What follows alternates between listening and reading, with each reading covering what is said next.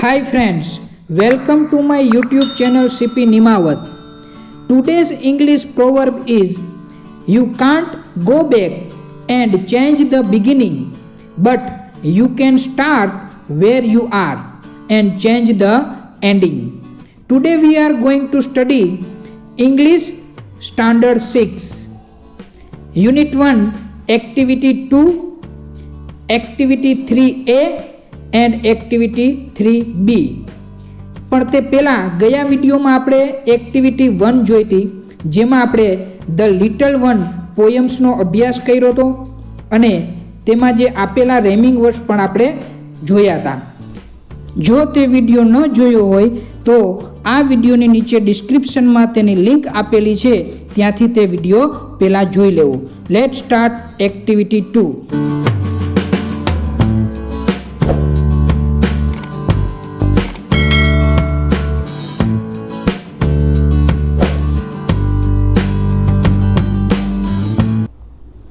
Activity 2 ચિત્ર ધ્યાનથી જુઓ અને નીચે આપેલા ચિત્રને આધારિત પ્રશ્નોના જવાબ લખો.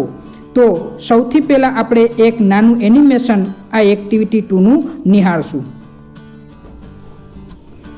ચિત્ર ધ્યાનથી જુઓ અને નીચે આપેલા ચિત્ર આધારિત પ્રશ્નોના જવાબ લખો. There are some children in the garden. Reshma, Sona, Mona, Mahesh, Irfan, Geeta, Eva, Sunita, Sanjay and Jay. Sona and Mona are swinging on the swings. Reshma is on the slide.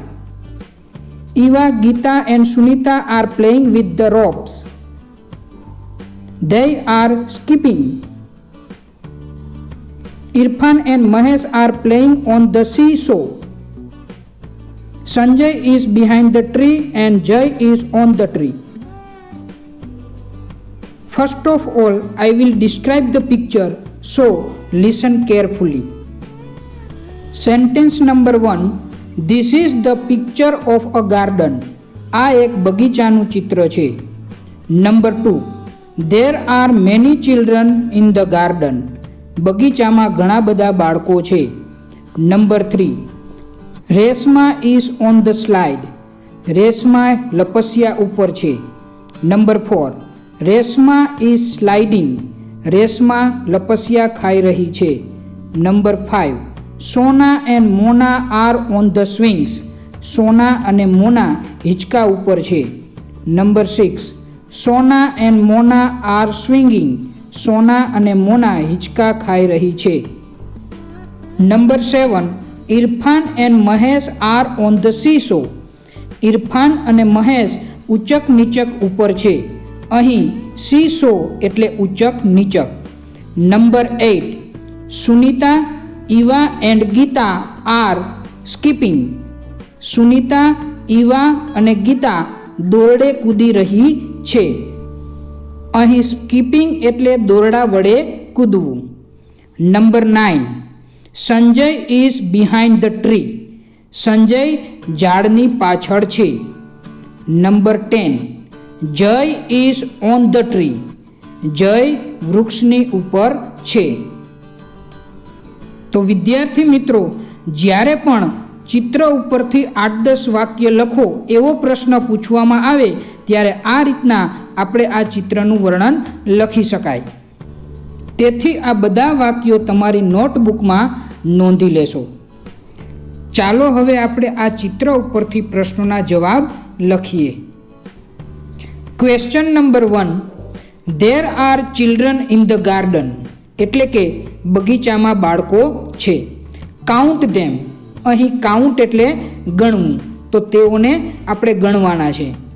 નીચે આપ્યું છે નંબર ઓફ બોયઝ, એટલે કે છોકરાઓની સંખ્યા.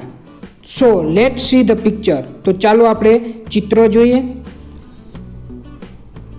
મહેશ, ઇરફાન, સંજય એન્ડ જય. There are 4 boys in the garden. એટલે કે બગીચામાં 4 બાળકો છે, 4 છોકરાઓ છે.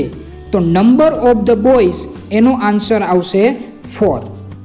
નેક્સ્ટ, નંબર ઓફ ગર્લ્સ એટલે કે છોકરીઓની સંખ્યા. તો ચાલો આપણે પાછું ચિત્ર જોઈએ.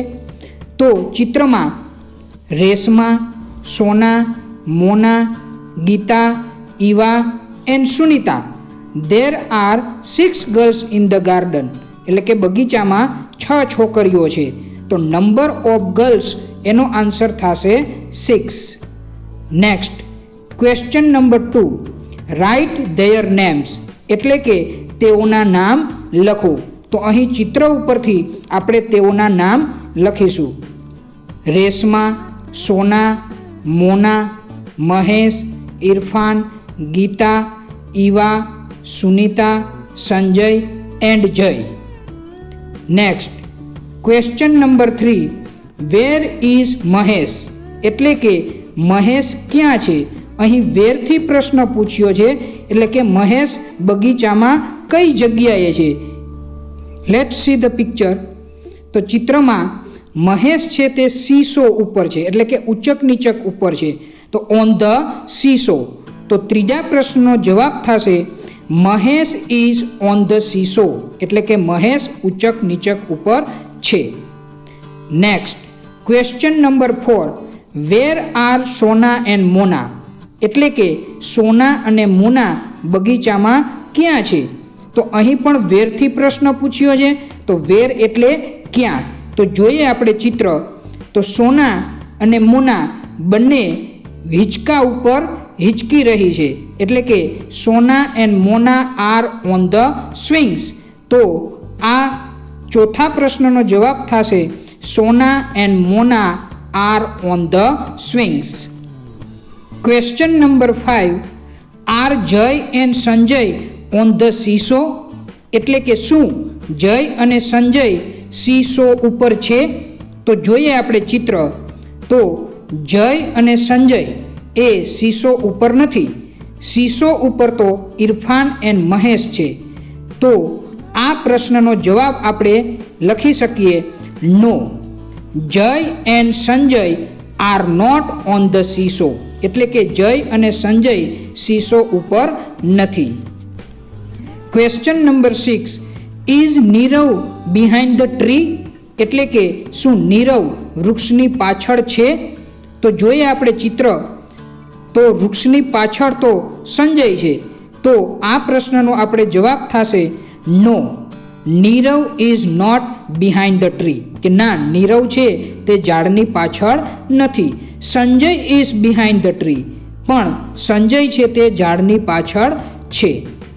Next question number 7. Who is on the slide એટલે કે સ્લાઇડ એટલે કે લપસિયા. લપસિયા ઉપર કોણ છે. તો જોઈએ આપણે ચિત્ર. તો ચિત્રમાં લપસિયા ઉપર સ્લાઇડ ઉપર રેશમા છે. તો જ્યારે વૂથી પ્રશ્ન પૂછ્યો હોય ત્યારે વૂની જગ્યાએ માત્ર જે તે નામ મૂકી દેવાથી પ્રશ્નનો જવાબ લખી શકાય. તો અહીંયા વૂની જગ્યાએ આવી જશે Reshma. So Reshma is on the slide. Next question number 8.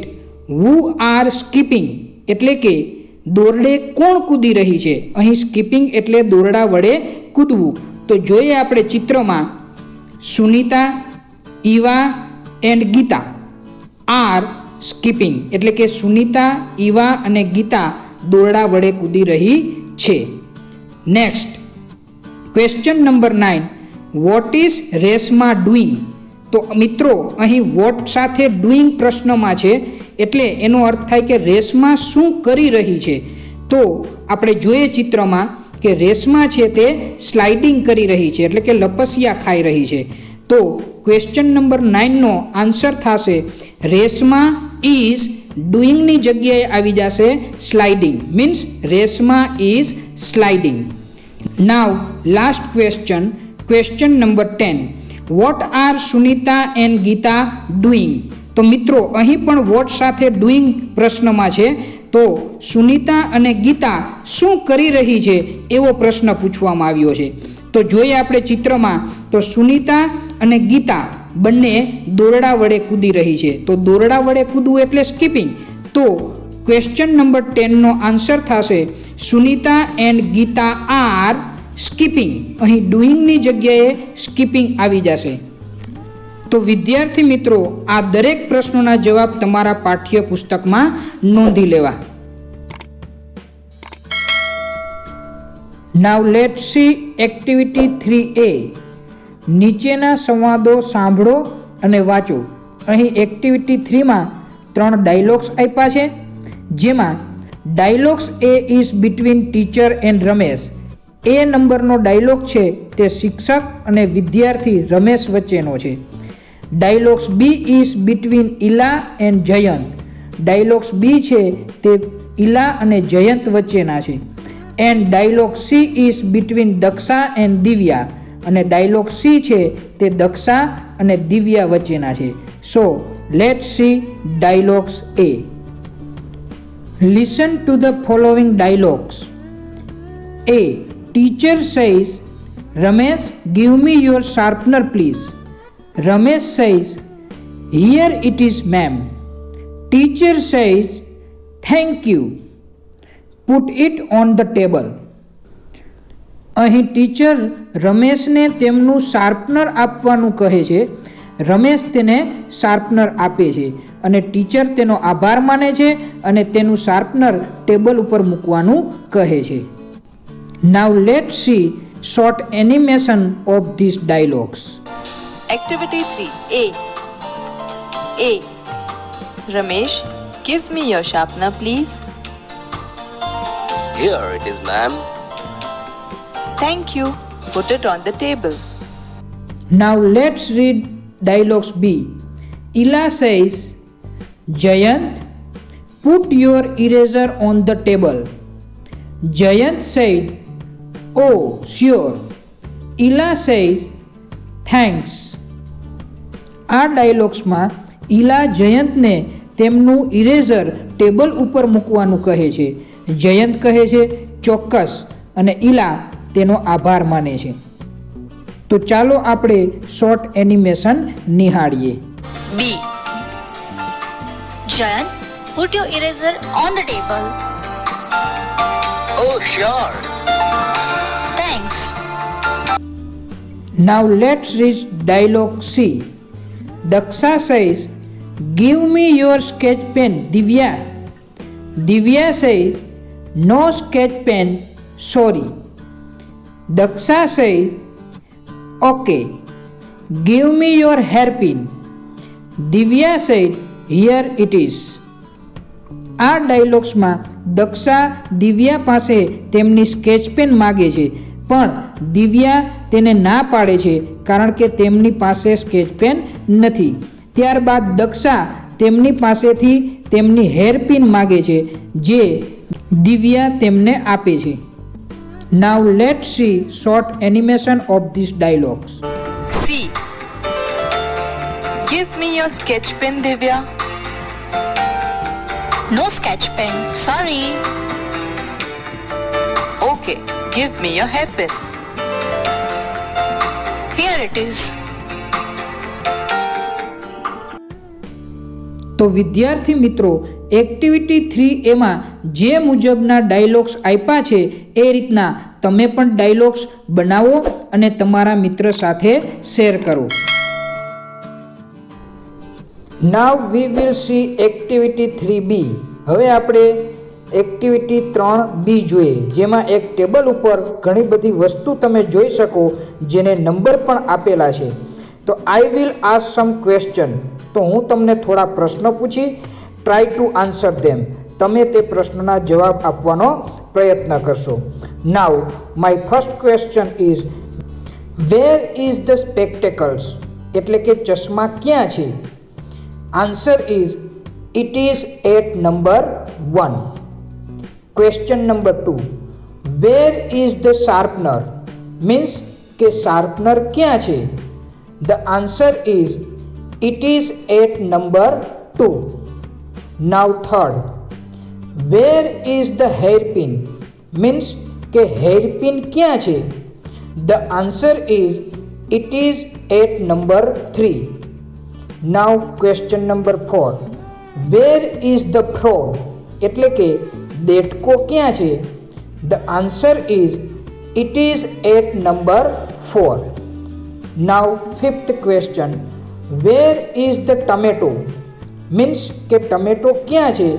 The answer is it is at number 5. Next. Where is the water bag? એટલે કે water bag ક્યાં છે? The answer is it is at number 6. Next.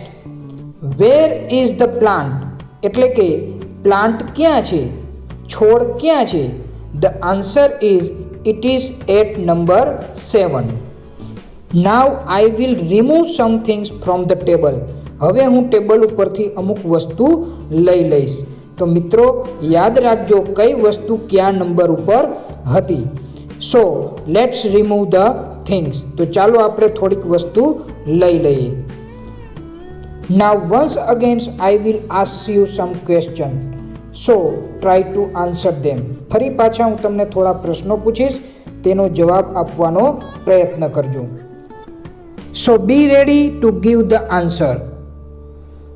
Question number 1. Where was the hairpin? Means કે hairpin ક્યાં હતી? તો વિચારો, યાદ કરો અને પ્રશ્નનો જવાબ આપો. Yes, it was at number 3. હા, તે નંબર 3 ઉપર હતી. It was not at number 2. તે નંબર 2 ઉપર નથી. Now question number 2. Where was the frog? Means કે દેડકો ક્યાં હતો? તો મિત્રો યાદ કરો અને મારા પ્રશ્નનો જવાબ આપો. Yes, it was at number 4. હા, તે 4 નંબર ઉપર હતો. It was not at number 2.